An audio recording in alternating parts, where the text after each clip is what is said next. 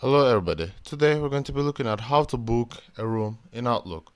So we have on our main page, on the left side of the screen we have a calendar icon. Click on that and then there's a list of dates in front of us. Double click the date that you want to book your room. Add your title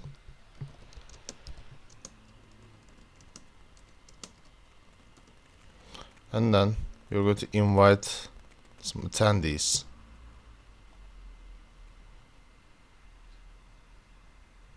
And after that, you're gonna have to search for a location.